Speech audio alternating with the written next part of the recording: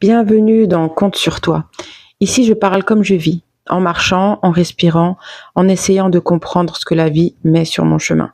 Je partage ce que je traverse, ce que j'apprends et comment, malgré les tempêtes, on peut avancer, un pas après l'autre, toujours en se choisissant.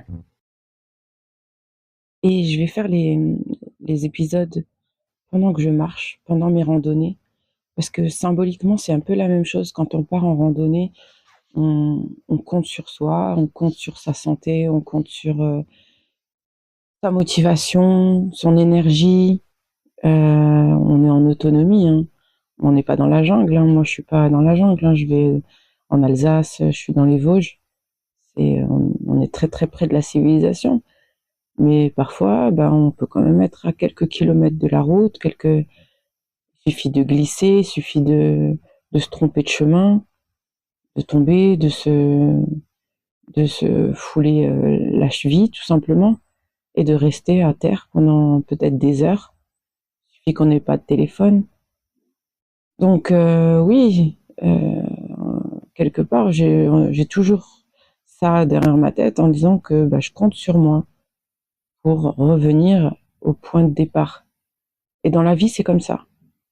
On, on essaye de se construire une consistance, une existence autonome. Pas parce qu'on n'a pas envie de dépendre des autres, mais parce que c'est beaucoup plus léger, beaucoup plus confortable de compter sur soi. Quand je pars en randonnée, j'y vais parce que j'ai envie. Des fois, je sais même pas où je vais aller. Si je devais à chaque fois demander à quelqu'un ou compter sur quelqu'un pour venir avec moi, c'est beaucoup d'organisation, de logistique. Est-ce que tu es libre demain? La semaine prochaine, on va où? On prend quelle voiture? Ah, ça va pas, faut que je revienne à telle heure. C'est une autre randonnée, un autre exercice. C'est vrai que j'aime assez bien cette liberté que me permet d'y aller quand je veux et où je veux. Donc cette similitude entre la randonnée, la marche à pied et l'existence, elle me plaît pas mal.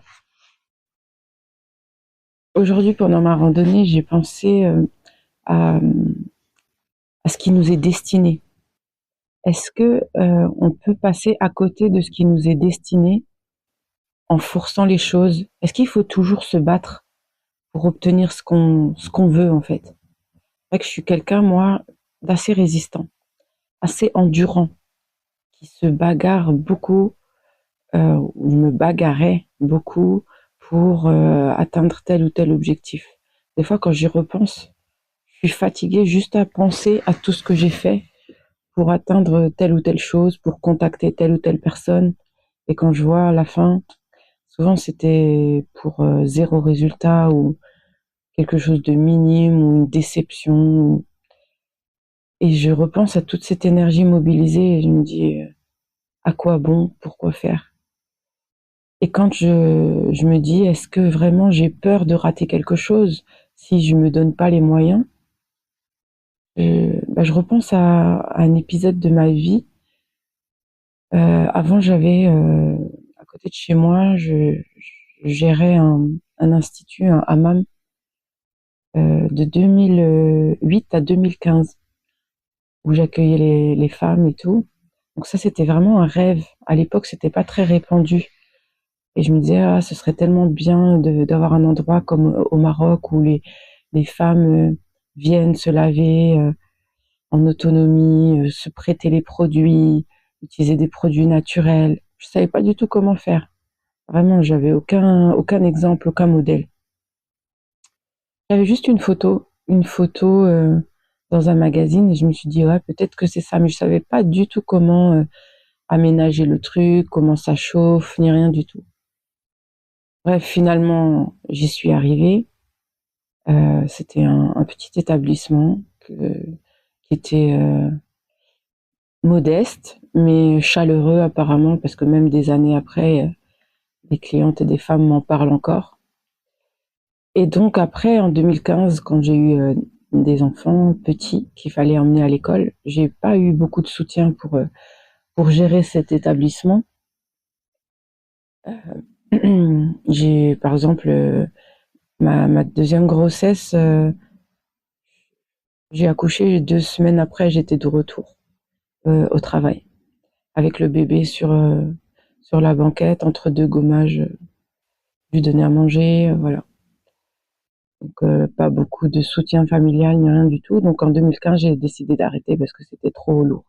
Donc j'ai fermé ça, proprement et tout et je me suis dit: «Plus jamais, je me retrouverai derrière, un comptoir avec, des clientes ou des clients comme ça, attendre». Voilà, je me suis formée, je suis allée, faire un diplôme de formatrice pour plutôt faire de la prestation de service et travailler de chez moi. Et quelques années après, en fait, une personne est venue me solliciter pour l'aider à monter un hammam, pas très loin de l'endroit où j'avais le premier. Et donc, je lui ai dit: «Bah oui, évidemment, je suis la personne idéale vu que j'en ai». Elle était cliente d'ailleurs chez moi. J'en ai géré un et puis maintenant je suis formatrice, donc j'accompagne les gens qui veulent, créer des entreprises. Donc on y va, c'était en 2020, j'accompagne dans cette démarche administrative, business plan, je présente les partenaires, comptables, banquiers, tout ça. Elle négocie même le prix du local parce qu'elle voulait acheter. Et puis finalement, confinement et même, je pense elle a eu peur, je pense, je sais pas exactement ses raisons, je saurais jamais. Elle a disparu. Elle a disparu de la circulation, elle m'a laissé en plan comme ça. Bon, moi j'ai rien investi, hein, je suis pas son associé, hein, j'étais juste, dans l'accompagnement. Et puis finalement, en retournant sur la zone, je me suis plantée devant ce local et je me suis dit: «Mais en fait, j'ai tout fait.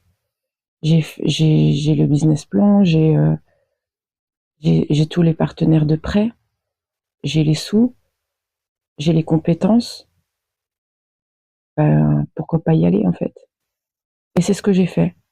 Et c'est ce que j'ai fait, en 2020, donc là 5 ans après, je suis toujours, la gérante de ce 2e hammam, cette fois-ci que j'ai acheté et c'est vraiment, l'endroit où je devais être, où je suis le plus alignée avec moi-même, heu, où je fais ce que j'aime, je rencontre des personnes extraordinaires, je travaille avec des personnes extraordinaires. Donc en fait, le message c'est, j'ai voulu fuir une activité, le soin, avec les femmes et Dieu ou le ciel ou je sais pas, m'a ramenée vers ça. Donc je me dis que même quand on veut échapper à quelque chose, si ça nous est destiné, bah, ça sera toujours sur notre chemin. Donc si une personne nous est destinée, on a beau faire, des choses, contraires, on va dire, à ce qui se fait d'habitude pour, séduire ou pour plaire ou pour je sais pas quoi, je pense que cette personne, eh ben, elle sera là. Elle sera là, peu importe qui on est, elle reconnaîtra qui on est et c'est pareil pour, beaucoup de choses, en fait. C'est pour ça que, oui, des fois, on a peur de faire des actions ou des choses qui pourraient nous éloigner d'un objectif ou d'une personne. Heu, ben, je pense franchement que c'est pas grave. C'est pas grave parce que en restant qui on est, ça revient toujours. Le plus dur, c'est de résister, à cette peur de perdre, peur de passer à côté et ça fait travailler la foi. Donc ben, je suis humaine et comme beaucoup de gens, des fois je me dis: «Mais est-ce que Dieu m'a pas oubliée? Pourquoi je subis telle ou telle épreuve?» Comme beaucoup de gens. Ben, en fait, je pense que c'est la définition de la foi. Si c'était facile, on pourrait pas éprouver la foi de quelqu'un. Bah oui, je suis croyant, bah oui. OK. Bah non, on va voir si vraiment tu es croyant. On va voir si vraiment tu as la foi.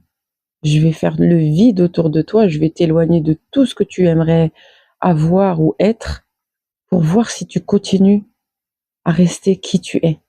Voir si tu vas pas te compromettre, si tu vas pas faire des actes mauvais par peur en fait, par angoisse, parce que tu paniques d'être seul ou ne pas avoir ce que tu veux. Merci d'avoir cheminé avec moi pendant cet épisode. Merci pour votre présence et pour votre écoute. La vie nous éprouve, oui, mais elle nous montre aussi la lumière. N'oubliez jamais, dans les moments de doute, dans les moments de force, dans les moments où tout vacille, compte sur toi. À bientôt!